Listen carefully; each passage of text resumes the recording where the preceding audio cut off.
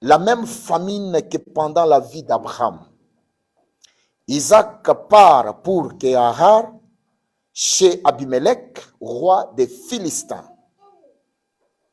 Le Seigneur se montre à Isaac et lui dit, ne pars pas en Égypte, mais va habiter dans les pays que je te montrerai.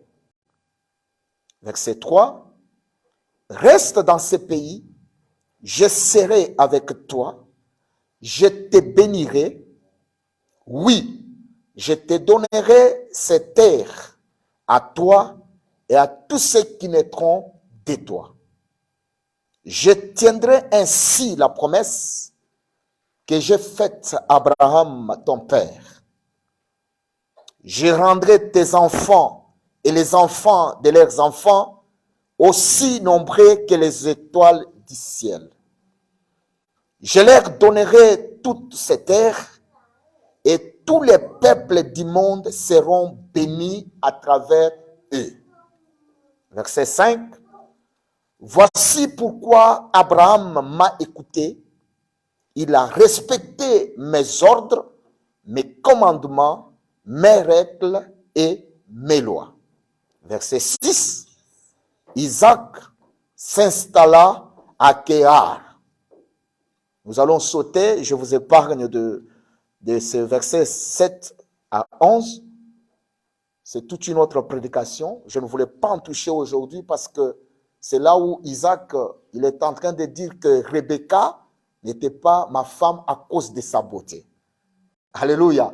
Parce qu'il avait peur qu'on puisse le tuer parce qu'une belle femme, on devrait que lui ravir. Et pour ravir la femme à quelqu'un, il fallait d'abord qu'on puisse détruire la vie de quelqu'un. Amen. Mais je prie que toutes les bonnes choses que tu as, que tu ne sois pas tué parce que tu as des bonnes choses. Amen. Que Dieu te pardonne. Mais nous sautons, nous prenons directement les versets 12 jusqu'à 14. Isaac sema dans les champs de ce pays et toute cette année-là, il récolte 100 fois ce qu'il avait semé. Je croyais que quelqu'un pouvait dire Amen. Je répète, Isaac sema dans les champs de ce pays et cette année-là, il récolta 100 fois ce qu'il avait semé. Le Seigneur les bénit. Verset 13, ses biens augmentent sans cesse et il devient de plus en plus riche. Et le verset 14, il possède des troupeaux de moutons, des chèvres et de bœufs et beaucoup de serviteurs. Seigneur, bénis ta parole. Seigneur, laisse que cette parole nous communique la vie. Laisse que cette parole nous soit révélée. Ouvre l'intelligence de tout un chacun pour comprendre ces mystères par le nom de Jésus que nous avons prié et nous disons Amen. Gloire à Dieu. Aujourd'hui, nous sommes dans notre 3e dimanche de ce programme de gloire. La gloire dans la prière. On a écouté les hommes de Dieu, les femmes de Dieu qui nous ont parlé et on a été bénis depuis le premier dimanche. Et nous avons vu que ce programme a été vraiment la pensée de Dieu parce que Dieu veut te voir dans la gloire. La gloire, on a écouté beaucoup de principes et ces principes doivent nous aider à ce que nos prières soient exaucées, à ce que chacun de nous puisse vivre la victoire. Lorsque tu es dans la victoire, ça veut dire que tu es dans la gloire. Lorsque tu as une prière qui est exaucée, ça veut dire que ça te donne la joie et la gloire. Et la pensée de Dieu est que tout un chacun de nous puisse avoir une vie meilleure. Alléluia. Dieu veut que chacun de nous soit stable, que chacun de nous soit en paix et soit en bonne santé. Nous avons écouté tellement beaucoup de choses et le dimanche passé, pendant qu'on était ici, on nous a parlé de cette famille royale. Les enfants, écoutez, il faut rester ici pour écouter là, pas au couloir. Prenez vos places, restez là, vous devez écouter la parole. Gloire à Dieu. Amen. Il faut veiller sur les enfants, qu'ils restent avec nous dans la salle, parce que le diable, il est très rusé. Amen. Amen. Pendant qu'on parle, la parole de Dieu, c'est un esprit. Ça dit qu'on peut envoûter quelqu'un juste par des paroles. Ça dit pendant que nous prêchons, on parle de la parole, c'est l'esprit de l'Éternel. L'esprit de l'Éternel peut saisir l'enfant et lui donner l'intelligence et la sagesse. Est-ce que vous comprenez ça? On n'est pas là dans une mutualité, mais nous sommes autour de toute une atmosphère. Jésus-Christ dit que les paroles que je vous prêche sont esprit et vie. Juste en écoutant la parole, il y a des choses qui se passent que les yeux physiques ne peuvent pas voir. Amen. Est-ce qu'on peut acclamer le Seigneur? Gloire à Dieu. Je suis en train de dire que le dimanche passé, nous avons été bénis par la parole. Et Dieu nous a parlé en profondeur par rapport à la vie d'Abraham, qui était devenu vieux, qui a trouvé qu'il était bon de choisir une femme pour son fils Isaac. Et pour choisir cette femme, il a donné la mission à un homme qu'on appelle l'ancien des serviteurs. Il s'appelait Eliezer. Vous savez, le mariage d'un homme comme Isaac, c'est quelqu'un qui était précieux. Il était un prince. Il fallait qu'on lui trouve une très bonne femme. Parce que s'il ne trouve pas une bonne femme, sa vie sera vraiment hypothéquée. Il ne peut pas remplir valablement le rôle en tant que prince. On a choisi celui qui était le plus ancien des serviteurs. Alléluia. Ça veut dire que pour des grandes décisions de la vie, il ne faut pas négliger ça. Il faut prendre tous les sérieux qu'il te faut parce que le mariage peut détruire tout ton avenir. Lorsque tu ne te maries pas bien, tu peux être influencé, même abandonner Dieu. Alléluia. C'est-à-dire qu'il faut prendre beaucoup de conscience lorsqu'il s'agit pas seulement du mariage, de toute décision qui peut toucher ta vie. Est-ce que je parle à quelqu'un? Par exemple, un problème de la spiritualité, c'est un problème que tu dois prendre au sérieux. Si tu ne prends pas au sérieux, tu peux croiser certaines choses, certaines croyances qui peuvent détruire ta vie. Ils peuvent te montrer que tu as une joie, mais qui est éphémère. Mais pour Abraham, il avait trouvé que le mariage d'Isaac était tellement important. Et pendant qu'on nous parlait, on nous a montré que Dieu, il avait aussi les besoins. Et par là, on a vu la servante de Dieu nous dire que Dieu d'abord. Mais lorsque nous disons Dieu d'abord, cela veut dire quoi? Beaucoup de gens pensent que lorsqu'on dit Dieu d'abord, ils voient qu'il faut donner de l'argent à Dieu. C'est faux. Ce n'est pas exactement ça. Dieu d'abord, ça veut dire que tu dois d'abord commencer à comprendre d'abord qu'est-ce que Dieu a comme projet pour ta vie. Alléluia. La Bible dit Dieu, il a les besoins. Les besoins de Dieu, ce n'est pas comme les besoins des hommes. Dieu, lui, il a déjà des projets. Mais quel est le besoin de Dieu? C'est quoi le besoin de Dieu? Dieu veut des hommes et des femmes à qui il peut confier des projets pour accomplir sur la terre. Comme lui, il est esprit, il ne peut pas descendre sur la terre et opérer comme un esprit. Il a besoin d'un homme qu'il va confier des projets et l'homme va accomplir maintenant les desseins de Dieu sur la terre. Est-ce que je me fais bien comprendre? Nous allons essayer aujourd'hui d'enfoncer encore la clou, d'aller encore plus loin pour que tu trouves encore d'autres principes, que tu trouves encore d'autres stratégies qui vont amener ta vie dans la gloire. Non, je suis de dire que ta vie doit entrer dans la gloire. C'est-à-dire que tu dois vivre la joie sur la terre. Le texte que nous venons de lire, il nous parle maintenant de la vie d'Isaac. Si tu es quelqu'un qui lit la Bible, Isaac, c'est un enfant de la promesse. Isaac, c'est celui que Dieu avait promis à Abraham. Mais bizarrement, dans la Bible, on ne parle pas trop d'Isaac.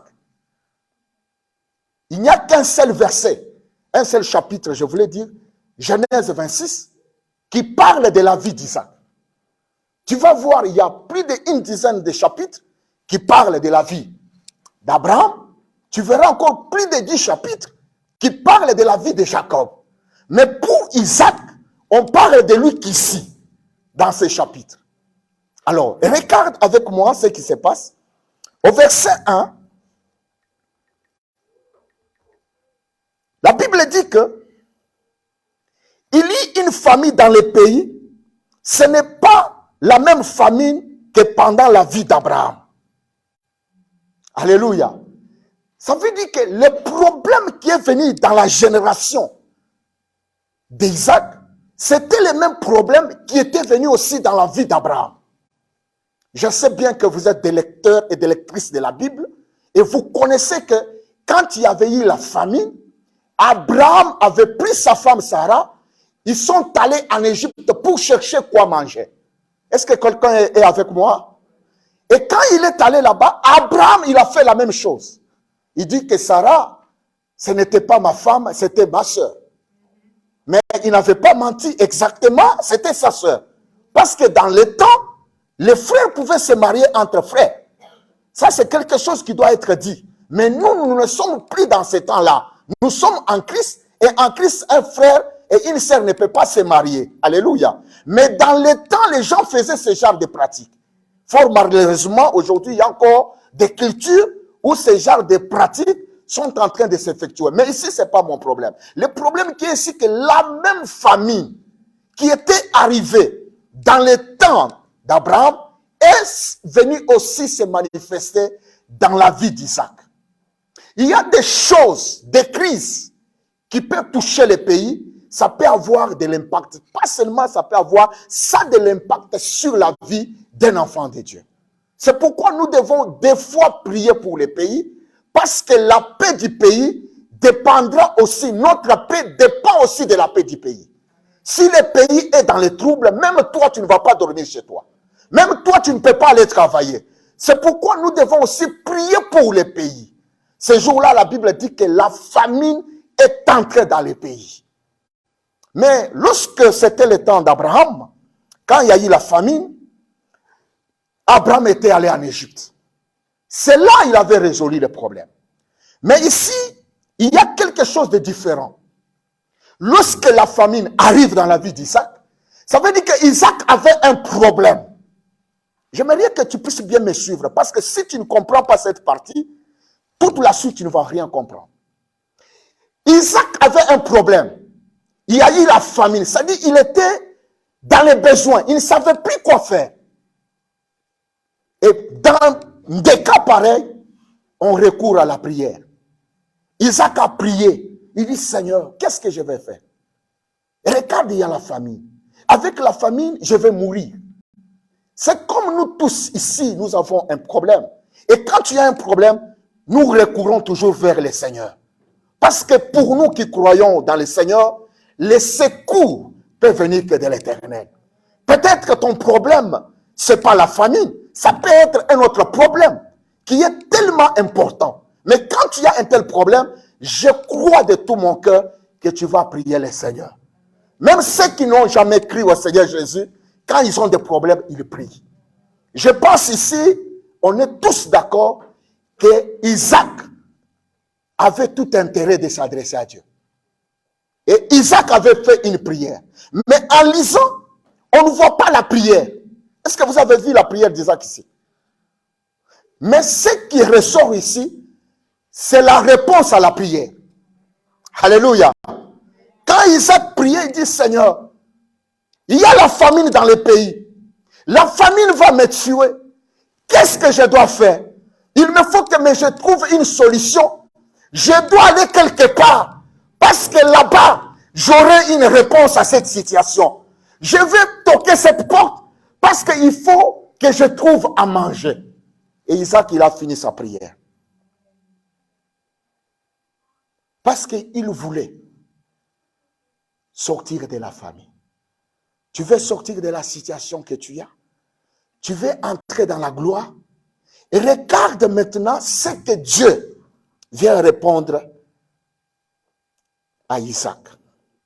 La première chose que j'aimerais ajouter sur ce qui a été déjà dit, lorsque tu as un problème, lorsque tu vois que le problème que tu as, si tu ne résous pas ce problème-là, ta vie sera détruite.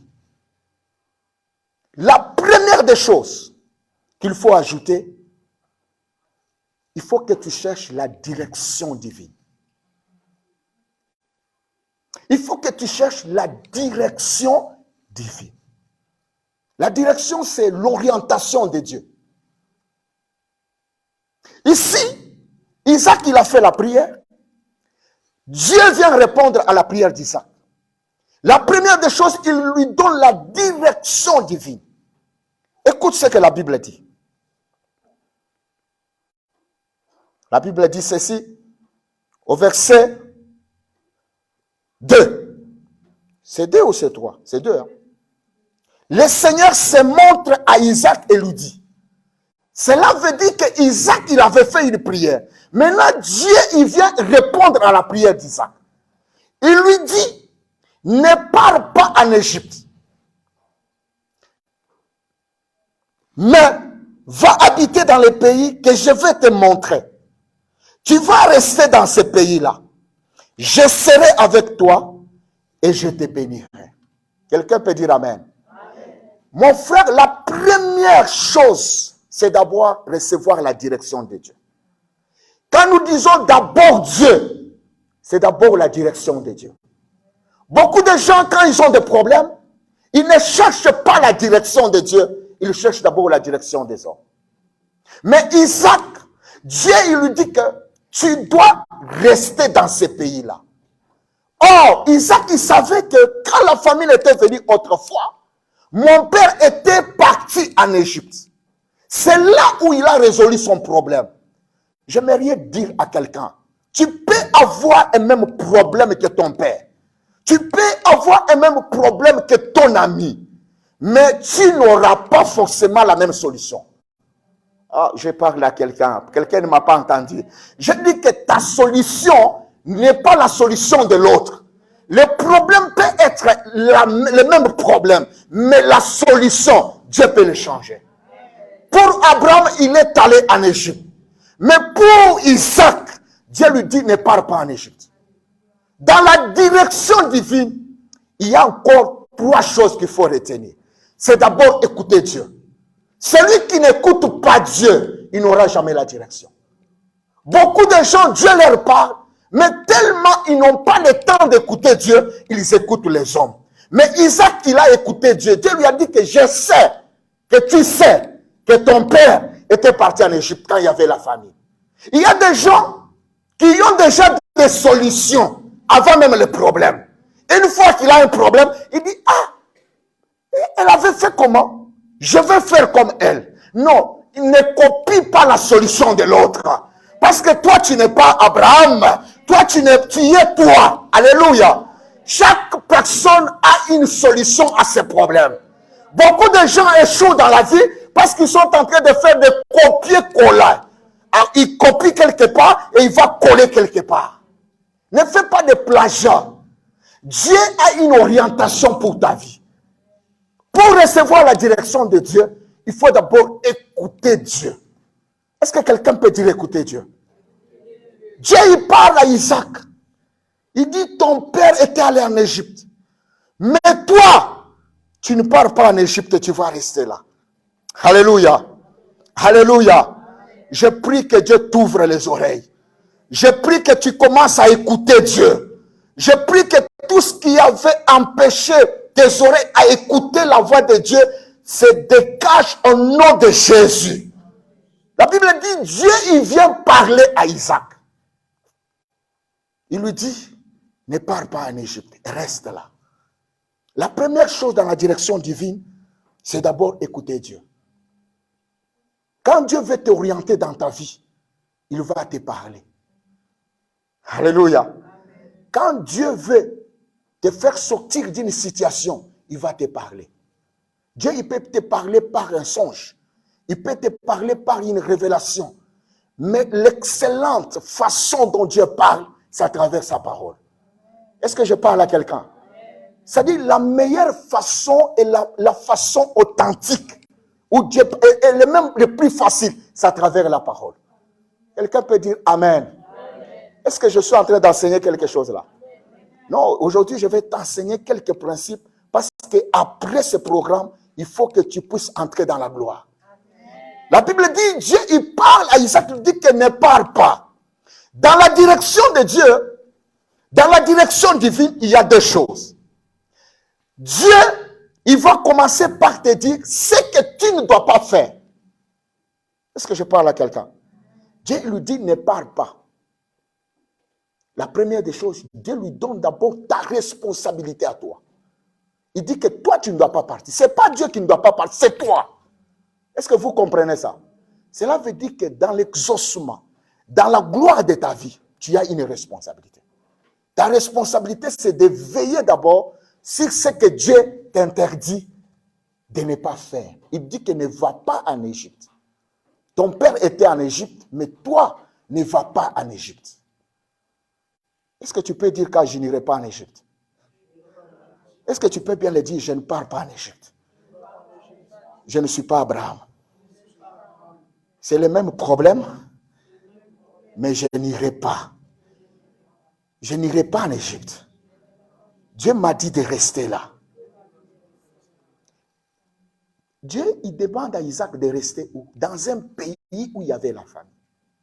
Bien-aimé, tu peux être dans un pays où tout le monde échoue, où tout le monde, sa vie ne marche pas, où tout est bloqué. Je te rassure, Dieu peut te faire réussir là-bas. Non, peut-être tu ne m'as pas compris. Je suis en train de dire ceci.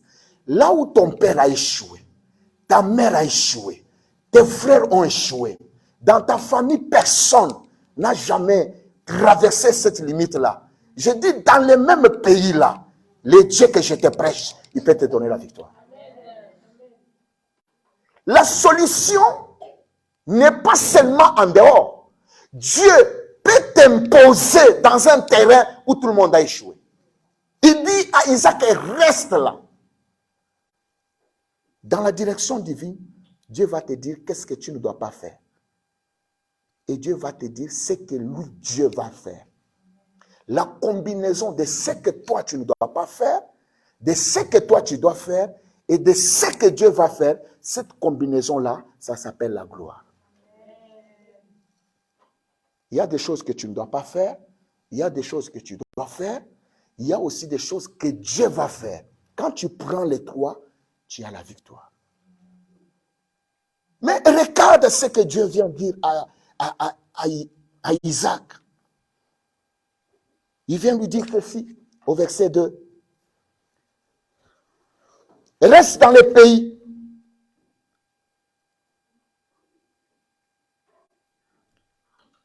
Ne va pas en Égypte, tu restes là.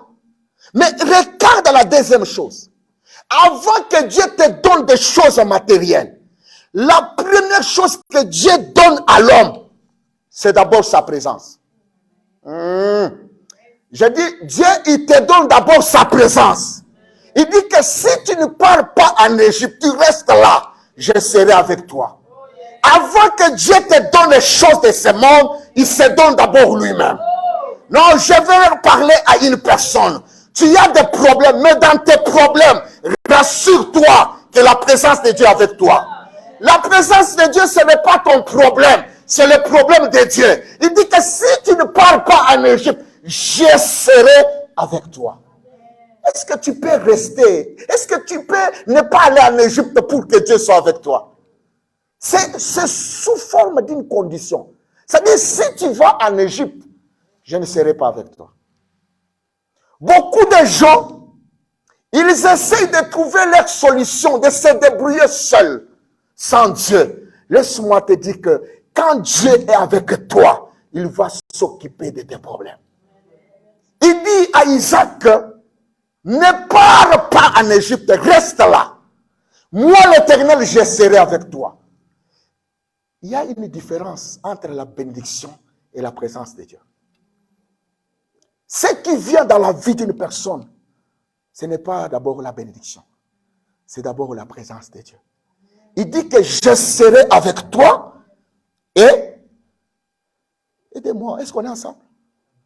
Je serai avec toi et le verset 2. Je te bénirai. Cela veut dire que la présence de Dieu est d'abord la première chose que Dieu te donne comme assurance. Non, la présence de Dieu, c'est d'abord l'assurance qui peut te faire marcher tête haute. Tu peux parler avec la foi, même si la chose que Dieu t'a promis n'est pas encore là. Tu dis que je ne suis pas seul. Le Créateur du ciel et de la terre est avec moi. Dans la direction de Dieu, il y a la présence de Dieu. Dieu se donne à toi. Dieu est avec toi. Mais malheureusement, beaucoup de gens sont avec Dieu, mais ils échouent parce qu'ils ne savent pas que Dieu est avec eux. Mais si tu vas aller en Égypte, la présence de Dieu va te quitter. Quelqu'un peut dire Amen. Il dit que je vais être avec toi et je vais te bénir. Et ici, la bénédiction que l'Éternel parle ici, c'est après que sa présence soit avec Isaac. Celui qui n'a pas la présence de Dieu ne peut pas être béni par Dieu. Il faut d'abord que la présence précède la bénédiction. Est-ce que je parle à quelqu'un? Il faut d'abord que la présence de Dieu précède la bénédiction. Mais nous faisons le contraire. Seigneur, bénis-moi d'abord, alors je te servirai. Commence d'abord par servir Dieu et Dieu te bénira. Commence d'abord par s'attacher à Dieu et Dieu ouvrira les ciels pour toi. Là, pendant que Dieu parle, est-ce qu'il y a quelque chose qui a changé? Est-ce que la famine était partie? Dieu est en train de mettre en route comment tu peux aller dans la gloire. C'est-à-dire, le problème que nous avons, il n'y a que Dieu qui connaît quel est le chemin que nous pouvons prendre, quel processus pour s'en sortir. J'ai béni beaucoup la vie d'Isaac. Et la Bible dit, Dieu était avec Isaac. Les gens peuvent t'abandonner. Les gens peuvent t'oublier. Mais quand tu es avec Dieu, il prendra soin de toi. La présence de Dieu est au-dessus de toutes ces choses éphémères. Celui qui est avec Dieu n'échoue pas. Dieu il lui dit, dans ces pays où il y a la famine, si je suis avec toi, tu ne seras pas en famine. Celui qui est avec Dieu, même dans les terres sèches, il est toujours en train de réussir et de progresser. Que cette grâce-là tombe sur toi au nom de Jésus. Et la troisième chose dans la direction divine, c'est la bénédiction. La Bible dit, c'est la bénédiction de l'Éternel qui enrichit. Lorsque tu es avec Dieu, Dieu commence par te bénir. Mais, sauf qu'il y a un problème, lorsqu'on parle de la bénédiction de l'Éternel, on voit le matériel. Non, le matériel, c'est la conséquence de la bénédiction. La Bible dit, Dieu, il a béni Isaac. Je vais en parler un peu plus bas, je ne veux pas rester trop sur ça. Mais la Bible dit, c'est Dieu qui a béni Isaac. Mais quand il lui a béni, Isaac n'avait rien. Isaac n'avait rien. Jusqu'à ce niveau-là, il n'y avait rien. Il dit que je te bénirai. Mais il ne lui a rien donné. Présentement, il manquait toujours des choses. Mon frère, quand tu es sous la bénédiction de Dieu, tu peux te retrouver qu'entre les mains, tu n'as rien. Mais tu es béni. C'est là où beaucoup de gens ne comprennent pas. Le pasteur nous dit, on est béni, mais si je me regarde au final, je n'ai rien. La bénédiction n'a rien à voir avec le matériel. Je dis ceci, la bénédiction, c'est une atmosphère, c'est un parfum sur ton corps, c'est comme un vent. Quand tu es béni, ça dit que c'est comme quelqu'un qui est parfumé. Quand il passe, les gens peuvent sentir, mais ils ne peuvent pas voir. Mais ça, on va descendre en bas, tu vas voir comment la bénédiction de Dieu se manifeste maintenant. Alléluia, alléluia, que Dieu bénisse ta vie. Que Dieu bénisse ta vie. Que la bénédiction de Dieu te localise. Je dis que Dieu bénisse tes mains. Pendant que je suis en train de parler, reçois la bénédiction de l'Éternel. Que Dieu puisse bénir tes mains. Que Dieu bénisse ton esprit. Et que Dieu bénisse ta famille. La bénédiction de l'Éternel, c'est comme un parfum de bonne odeur. Que Dieu parfume ta vie cet après-midi. Alléluia. La bénédiction de Dieu, ce n'est pas le matériel bien-aimé. Mais celui qui est béni peut manifester le matériel. Alléluia. La vie d'Isaac a été bénie. Pourquoi? Parce qu'il n'était pas parti en Égypte. Il a écouté Dieu. Est-ce que vous comprenez ça? La présence de Dieu était avec lui et la bénédiction de Dieu était avec lui. Est-ce que quelqu'un peut dire amen? Dans la direction divine, il a écouté Dieu, la présence de Dieu et la bénédiction de Dieu. La deuxième chose, c'est d'abord aimer Dieu. Aimer Dieu et obéir à Dieu.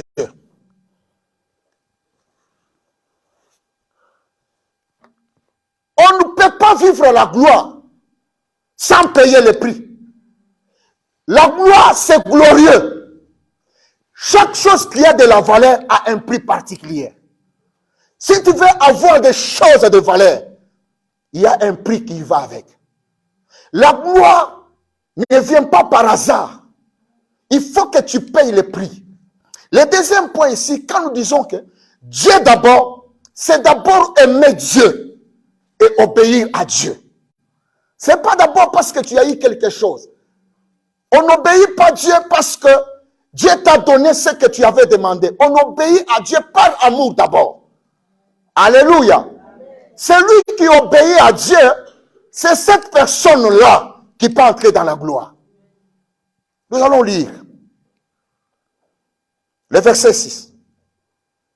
Qui peut nous aider? Le verset 6. Genèse 26, verset 6. Dans ta version, on dit Isaac resta. Dans d'autres versions, on dit quoi? Demeura. Dans d'autres versions, on dit? Tu sais, quand quelqu'un s'installe là, quand il s'est installé, ce sont ses pensées. Il s'est installé par rapport à ses pensées. Non, ce n'est pas ses pensées. Parce que Dieu lui a dit, ne pars pas en Égypte. Reste là. Installe-toi là. Bien-aimé dans le Seigneur. Aussi longtemps que tu n'obéis pas à Dieu, tu ne verras jamais la gloire de Dieu. Isaac a compris ce que Dieu lui a recommandé. Il dit que tu dois rester là. Et la Bible dit, Isaac resta là. Isaac a obéi à la parole de Dieu. Et regarde dans les circonstances dans lesquelles Isaac obéit à Dieu. Au moment où il y a la famine, au moment où Isaac avait les besoins, c'est en ce moment-là que Isaac il obéit à Dieu. Tu ne peux pas obéir à Dieu au moment où tu as le confort. Tu dois obéir à Dieu au moment où tu traverses les zones de turbulence. Au moment où ton bateau est en train de bouger. Au moment où tu vois que c'est fini. C'est en ce moment-là que Dieu te dit, reste là. Au moment où tu te dis, est-ce que je ne peux pas prendre quelque chose pour soulager ma douleur? Dieu te dit, ne prends rien. Reste là. Dieu d'abord, c'est d'abord obéir à Dieu. Mais beaucoup de gens obéissent d'abord aux hommes, aux gens qui sont plus importants dans leur vie. Mais ces gens-là sont incapables de changer quelque chose dans leur vie. Mais pour Isaac, il a dit, mon Seigneur, il a parlé. Mon Seigneur, il m'a recommandé. Il m'a dit, ne va pas en Égypte. Je ne pars pas en Égypte. Il m'a dit de rester là. Je reste là. Est-ce que j'enseigne quelque chose? Est-ce que j'enseigne quelque chose? C'est au moment où tu as des problèmes que Dieu veut voir ton obéissance. On obéit à Dieu au moment où on n'a pas l'assurance. Ce qu'on vit et ce que Dieu nous dit, des choses différentes. La Bible dit, Isaac s'installa là. Isaac obéit à Dieu. J'aimerais te dire, Dieu d'abord, c'est d'abord aimer Dieu. Je répète, c'est d'abord aimer Dieu. Aimer Dieu, ça veut dire aimer la parole de Dieu. Obéir à Dieu, ça veut dire obéir à la parole de Dieu. Est-ce que quelqu'un est d'accord avec moi? Parce que Dieu, il est la parole. La Bible dit ceci en Jean, chapitre 1, si je ne me trompe pas. Chapitre 1, verset 1. Au commencement était la parole. C'est-à-dire, tu ne peux pas aller dans la gloire. Qu'est-ce qui a commencé ta vie? Beaucoup de gens commencent quelque chose, après ils disent, Seigneur, j'ai besoin de ta volonté. On ne cherche pas la volonté de Dieu après avoir commencé quelque chose. C'est avant de commencer qu'on cherche la volonté de Dieu. On commence avec la parole, mais malheureusement, l'église d'aujourd'hui, on finit par la parole. C'est quand on essaye, ça ne marche pas, on va maintenant chercher la prière. Je vais ouvrir une parenthèse et je vais refermer ça rapidement. Nous avons parlé la gloire dans la prière. Ici, nous voyons la gloire. Mais il y a des choses qui amènent la gloire. Nous avons la prière, nous avons aussi la parole. Ces deux choses, on ne peut pas les séparer. Mais, authentiquement, ce sont des choses différentes. Alléluia. La parole est au-dessus de la prière. Mais tu vas voir que beaucoup de gens aiment plus la prière que la parole.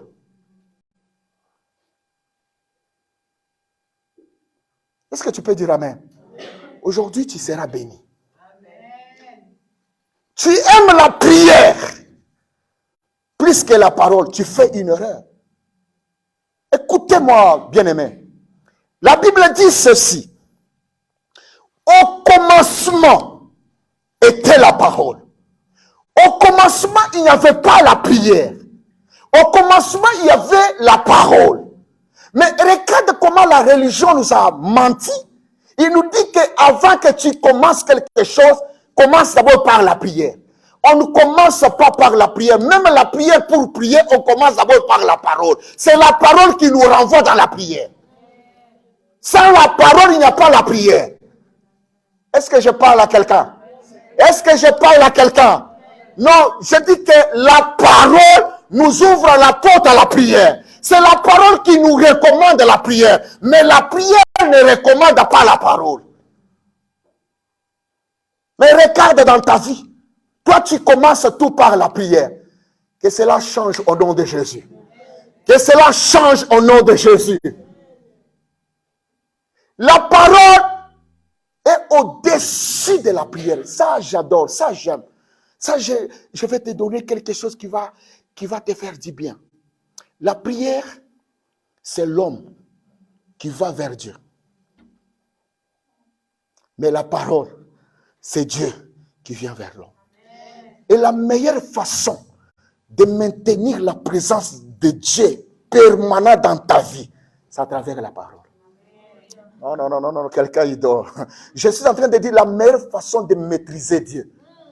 Si ça te choque, on ne maîtrise pas Dieu. Je te dis que la meilleure façon de maîtriser Dieu présent dans ta vie là, c'est à travers la parole.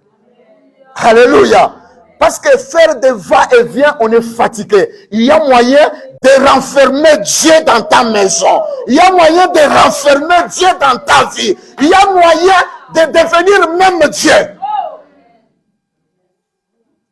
La parole, c'est Dieu qui va vers l'homme pour habiter. Et la parole, c'est Jésus-Christ. La Bible dit, Jésus-Christ est la parole faite chair. Mais comment tu peux aimer la prière plus que Dieu? Pourquoi tu peux te donner beaucoup de travail, aller chercher Dieu, que d'avoir Dieu dans ton cœur?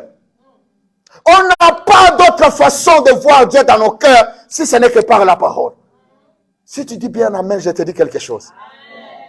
La prière peut transformer une situation qui existe.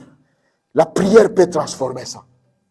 Quelqu'un qui est malade, la maladie existe, on prie, la personne reçoit la guérison. Est-ce que tu comprends?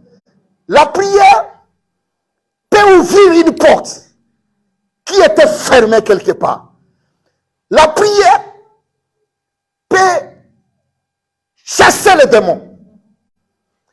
Mais la parole, lui, il ne modifie pas. La parole crée. C'est-à-dire, un homme qui a la parole, il ne corrige rien. Il crée de nouvelles portes. Si une porte s'ouvre, la parole t'ouvre une nouvelle porte. Si l'ennemi a volé quelque chose, la parole crée une nouvelle destinée. La parole de Dieu a créé du néant. Mais la prière, il faut avoir quelque chose. Ça peut être mal, mais tu pries, tu changes cela. La prière, c'est comme un processus de transformation. Mais la parole de Dieu, c'est du néant. Je prie pour toi qui n'as rien.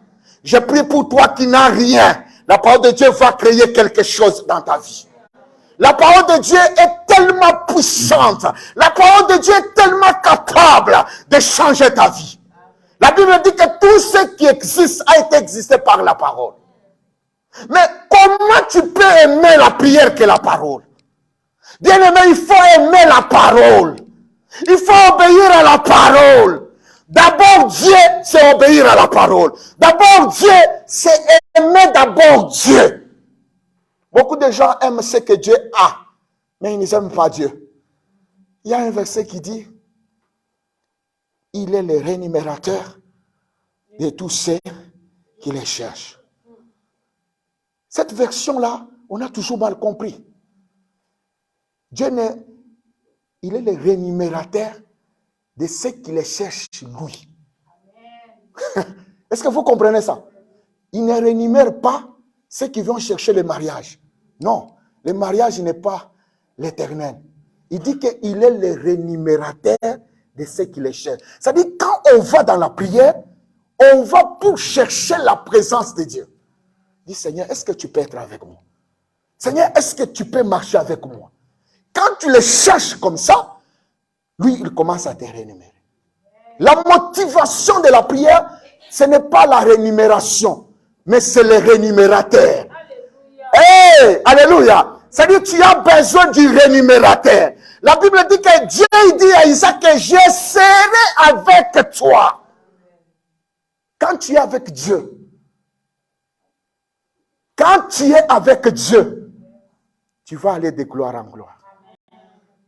Tu dis que tu vas aller de gloire en gloire. Aujourd'hui, on parle du Saint-Esprit presque partout. C'est bien de parler du Saint-Esprit. Mais quel bilan que tu as de la présence du Saint-Esprit? Alléluia.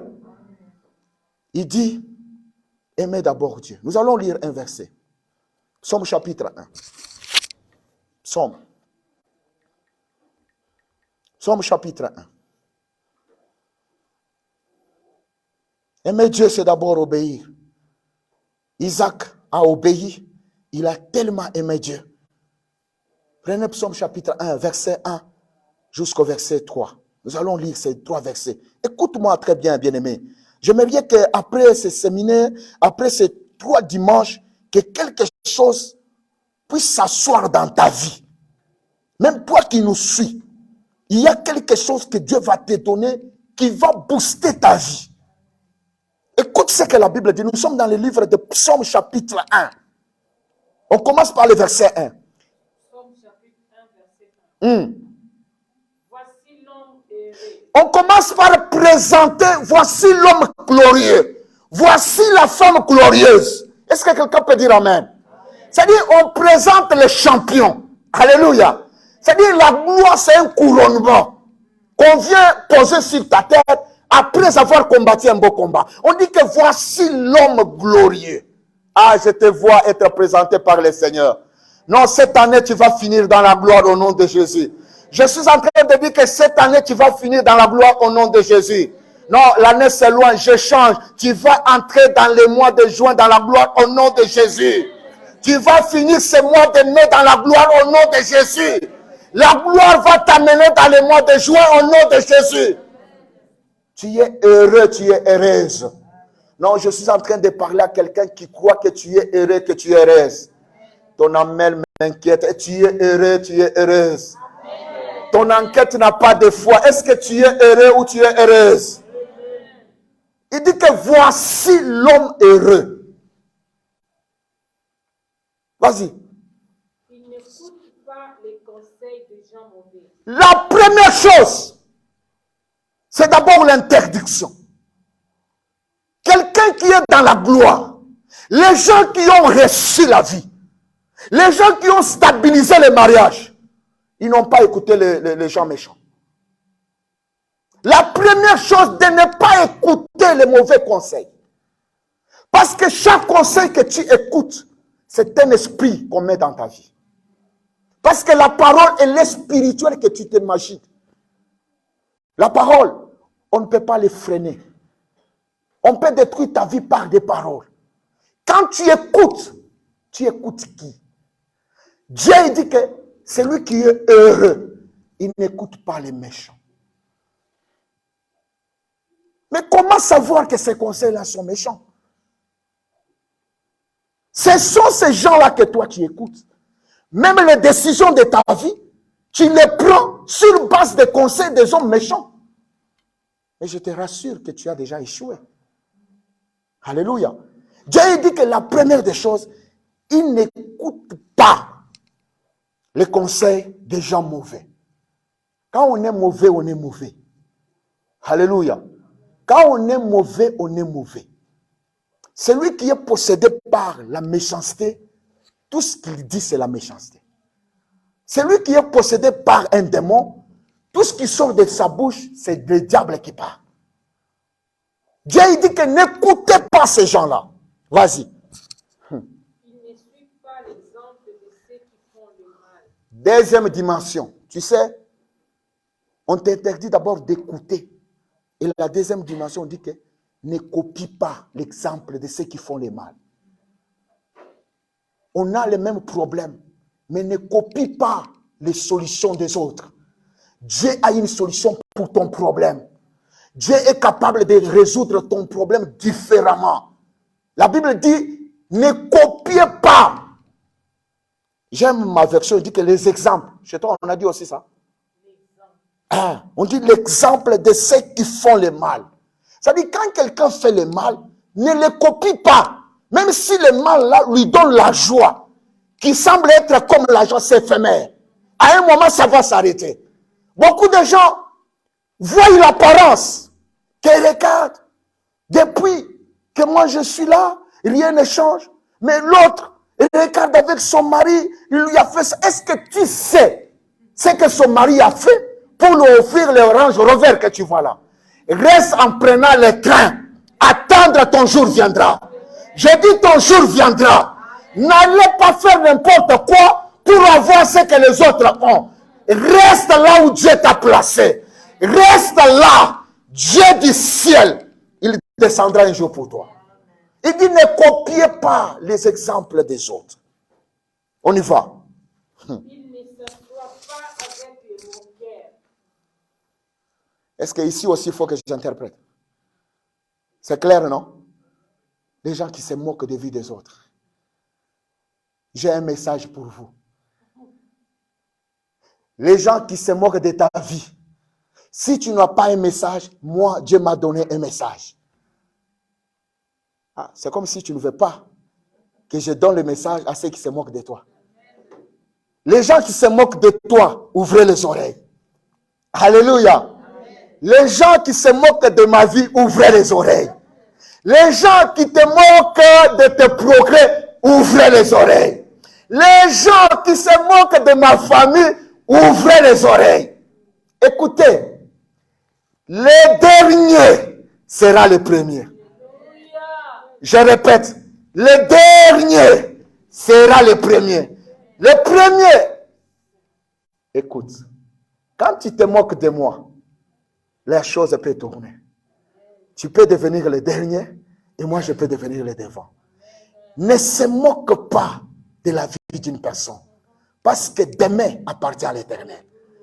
Peut-être il y a la famine, mais Dieu a dit à Isaac, ne pars pas en Égypte, reste là.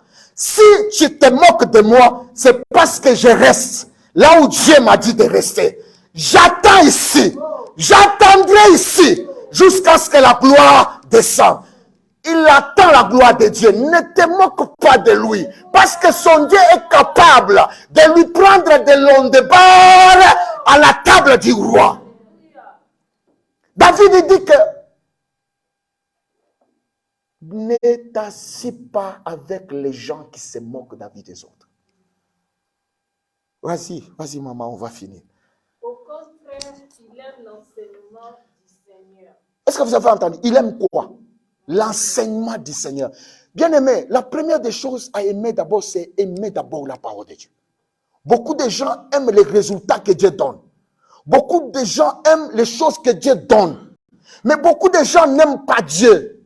L'amour de Dieu n'a rien à voir avec les choses. Il faut d'abord que ton cœur commence d'abord à aimer la parole de Dieu. Que tu commences d'abord à aimer Dieu. Au contraire, cet homme-là qui est heureux, cette femme-là qui est glorieuse, un homme-là qui est glorieux, qui est adorable, que tout le monde préfère, cet homme-là, il aime l'enseignement de la parole. Dis avec moi, j'aime Jésus. Dis avec moi, j'aime la parole. Seigneur, j'aime ta parole. Seigneur, j'aime ta parole. Reçois l'amour de la parole de Dieu. Reçois l'amour de la parole de Dieu. Reçois l'amour de la parole de Dieu. Que ton cœur soit allumé. Que le feu de la parole s'allume. Que l'amour de la parole t'enflamme. David dit que il aime l'enseignement du Seigneur. Là. Quand nous écoutons les enseignements, il faut comprendre ce que Dieu nous dit. Et si on n'a pas dit, celui qui est heureux, il aime la prière.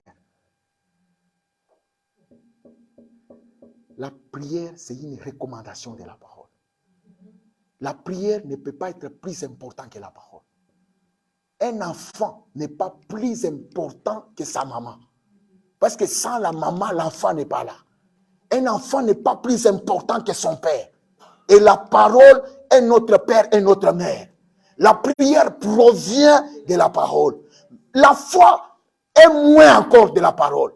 La foi même, c'est l'enfant de la parole. Est-ce que tu comprends? Parce que la Bible dit, la foi vient de ce qu'on entend. Ce qu'on entend, c'est la parole de Dieu. C'est-à-dire, sans la parole, on ne parle même pas de la foi. Mais comment toi, tu te dis, tu as la foi, mais tu n'as aucun respect de la parole? Si ce qui t'intéresse, c'est la prière. Est-ce que papa, est-ce qu'on peut prier? Est-ce qu'on peut laisser mot? Mot de copélate. Et l'autre, ils ont aimé la parole. Dieu n'a pas dit à Isaac que tu vas prier. Il lui a dit, tu restes là. Et il a aimé la parole. Il s'est installé. Tu sais, quand on parle de l'installation, ça veut dire que tu es là. Quand on ne s'installe pas, on fait des choses provisoires. Comment on appelle ça? Qui peut me trouver un mot là? Quand on n'est pas, on ne s'installe pas, on est des passages. Hein? On fait des tentes, hein? On ne construit pas, c'est ça, non? Hein? On peut louer un appartement parce qu'on sait qu'on va partir. Mais quand on s'installe dans un pays, on peut acheter, on peut s'investir, on est là. Mais quand on est un passager, on cherche quelque chose à louer, on achète des choses où on s'en va, on s'en va. Est-ce qu'on est d'accord de ça? La Bible dit qu'il s'installa parce qu'il a fait confiance à la parole. Et ici que, on termine le verset 3. Il aime l'enseignement du Seigneur et le dit jour et nuit dans son cœur. Alléluia, alléluia. Tu écoutes l'amour. Quand tu auras l'amour de Dieu, ça c'est les choses que je te donne. Tu vas commencer à méditer la parole. Ce n'est pas dans ta main. Un jour, j'étais à l'hôpital. Quelqu'un qui était malade, c'est un frère qui allait tôt à l'église. Il était malade. Après, il me dit, Seigneur, je tiens, il avait la Bible à la main. Seigneur, je tiens ta parole à la main. Que cette parole me guérisse. Il prend la parole, il pose sur lui. Que la puissance de cette parole entre en moi, me guérisse. Ce n'est pas comme ça. La parole, on ne les tient pas à la main. La parole ne passe pas par le cerveau. La parole passe dans le cœur. Si tu prends la parole, tu mets dans le cerveau, tu seras incrédule.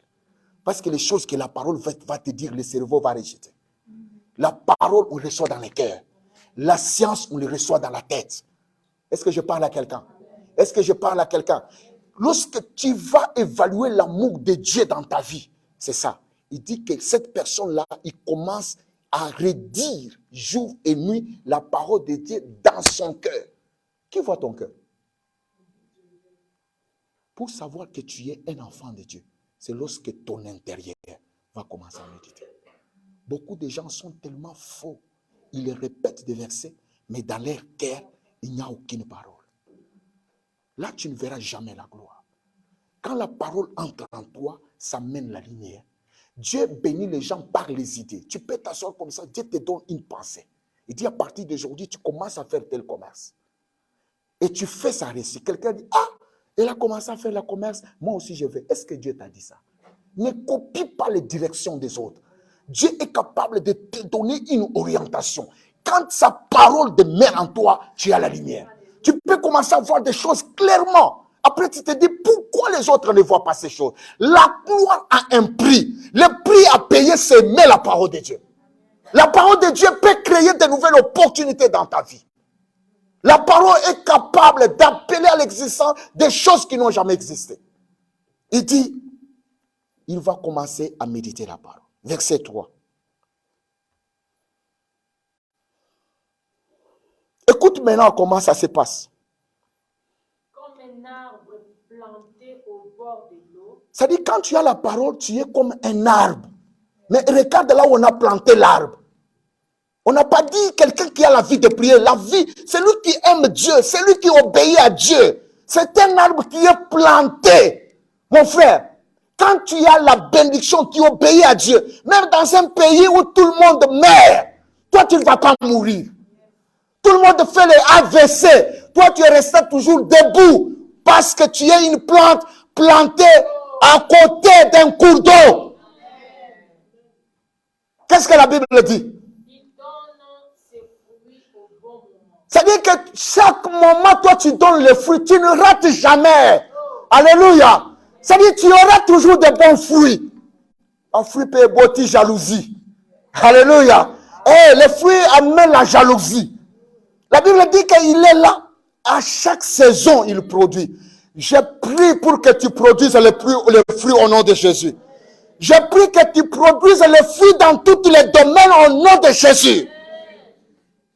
Il produit les fruits au bon moment. Marie-Lise, dis au bon moment. Avec quoi encore? Bon endroit, bon moment, bon endroit, bon moment, concentration, c'est la gloire. Ah, vous voyez, hein? Il a reçu un enseignement toute seule. Hein? Tout le monde dit, mais c'est quoi ça, il part? Alléluia. Bon endroit, bon moment, concentration, la gloire. Ici, on dit au bon moment. Il y a des gens qui loupent le bon moment de leur vie. Ils viennent toujours en retard. Je prie aujourd'hui que tu ne loupes plus le bon moment de ta vie. Que tu sois au bon moment et à un bon endroit, au moment qu'il te faut pour recevoir ce que Dieu a prévu pour toi.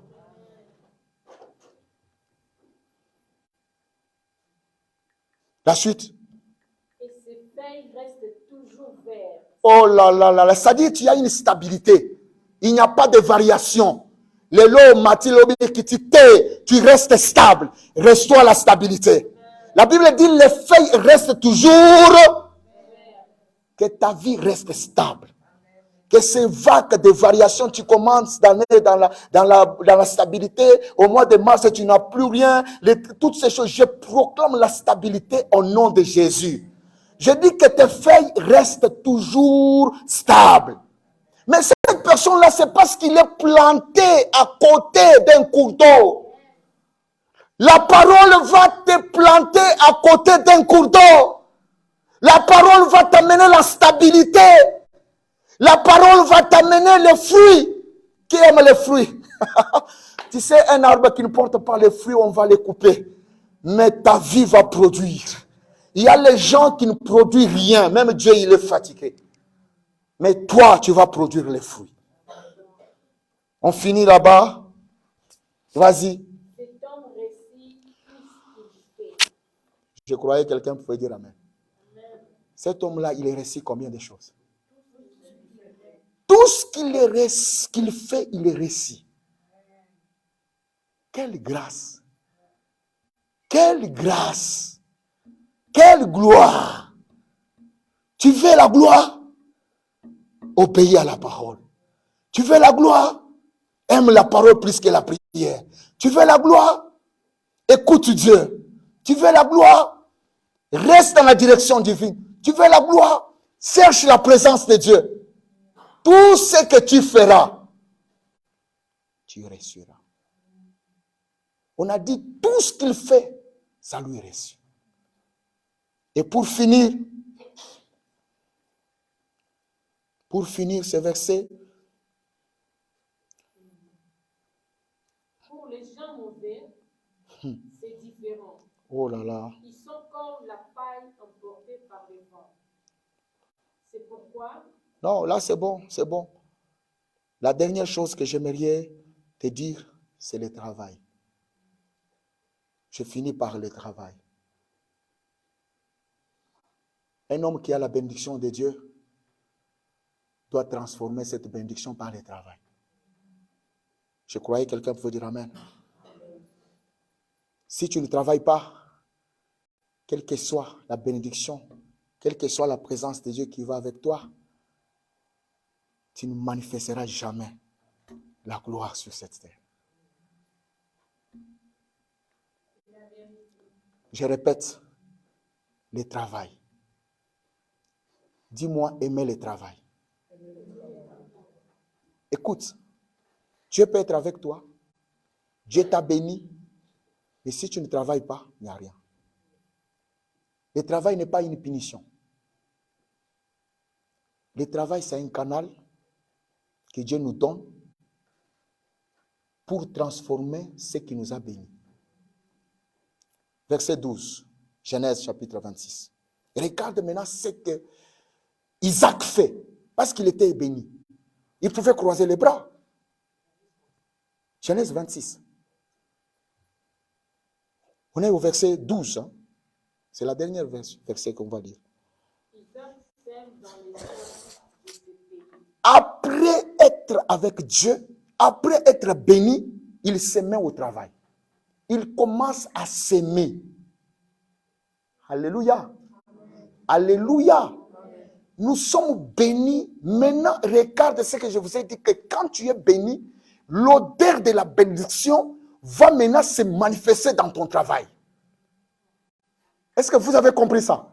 Et regarde maintenant, la Bible dit, Isaac est allé maintenant travailler.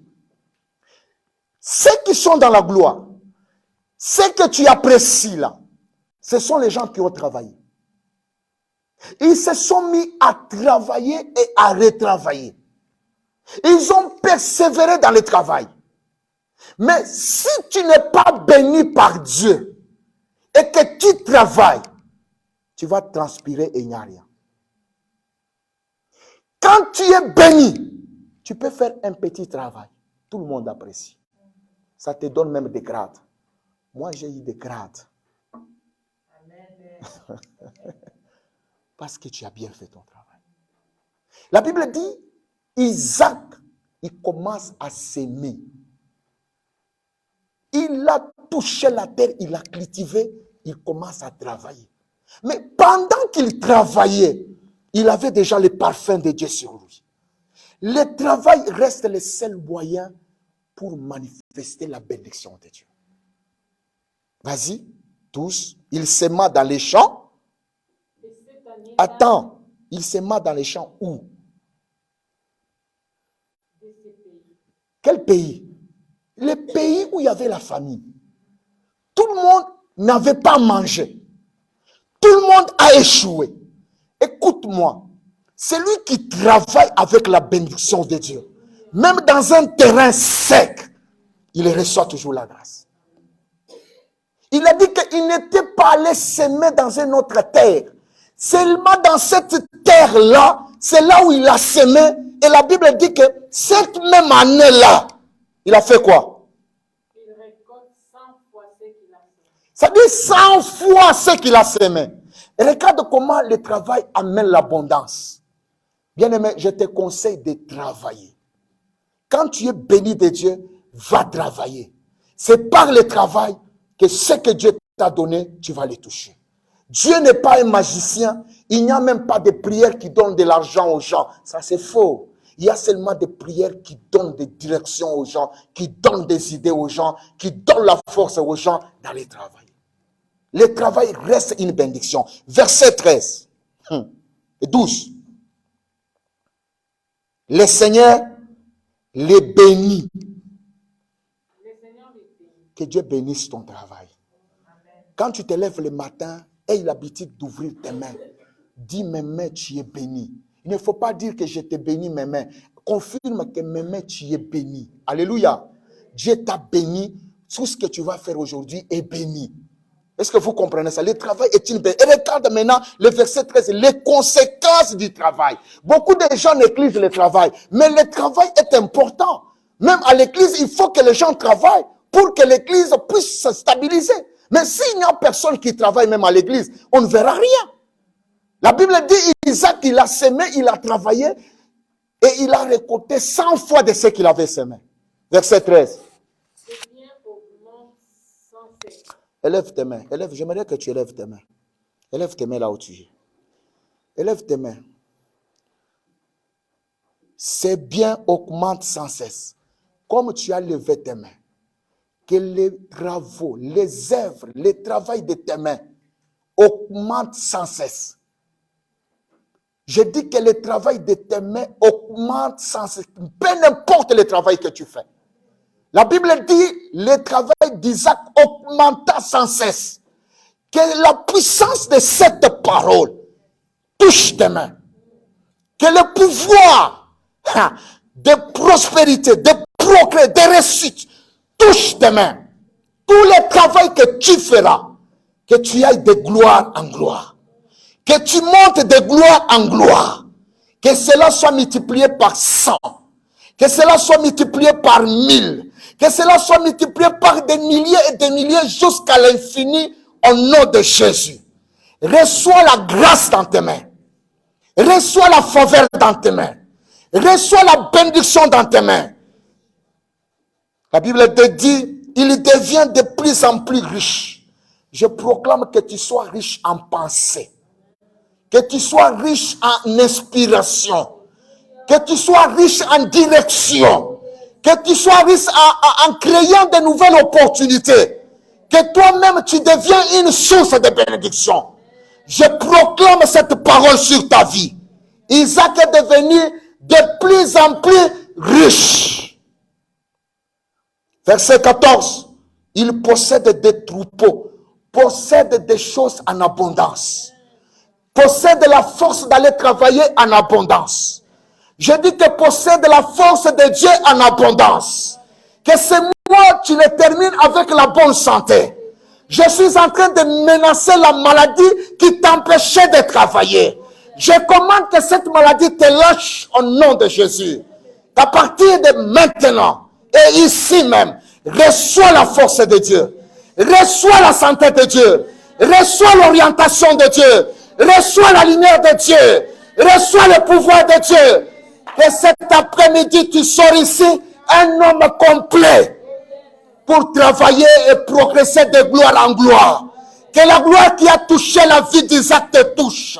Que le travail que tu as fait hier, qui n'a pas produit les résultats, puisse produire les résultats. Au nom de Jésus. Pendant que je prie, je suis en train de voir Dieu élever les femmes dans cette église, gloire à Dieu. Que toutes les femmes qui sont en train de travailler sur leur caractère, c'est ce que Dieu est en train de me dire. Dieu me fait voir les femmes qui prennent des décisions. Il y a des choses qu'ils ne veulent plus dans leur vie. Dieu est en train de me dire que ces femmes-là, c'est leur saison pour qu'ils entrent dans une autre dimension.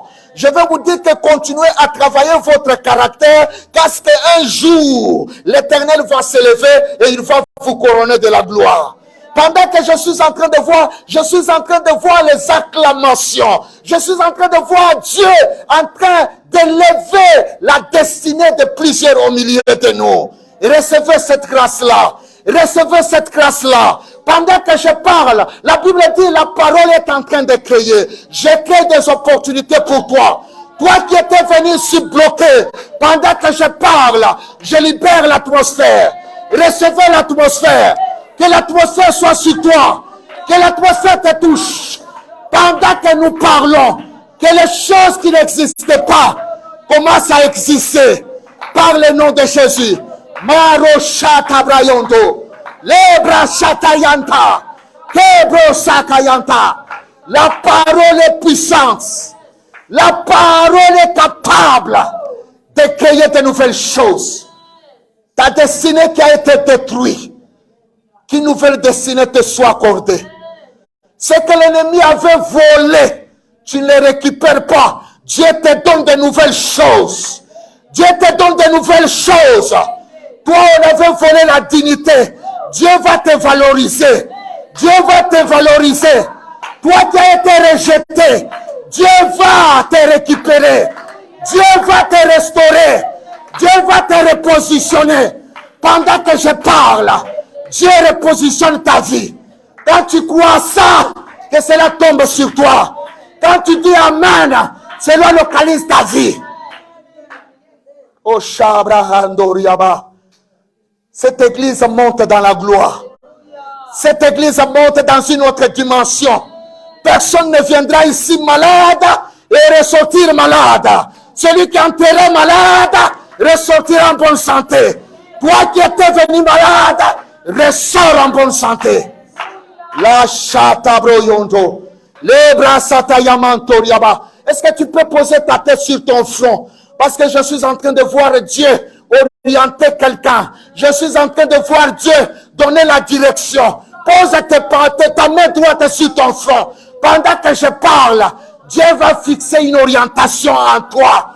Maboshada, lebra satariamanto, kaikalabroshiteria, la direction de Dieu. Tu as un problème. Dieu va poser la pensée de Dieu, la pensée de la gloire, la passion, oh, que Dieu a pour toi. Que cette grâce tombe sur toi. Que l'orientation de Dieu pénètre ton esprit. Que tu sortes ici avec la direction. Tu es en train de tâtonner. Tu es en train d'hésiter. Je te prêche le Dieu de la précision. Je te prêche le Dieu de la foi. N'aie pas peur. Dieu est avec toi. Là où les hommes échouent, toi tu n'échoueras pas. Là où les autres, ça n'a pas tenu pour toi, ça va tenir.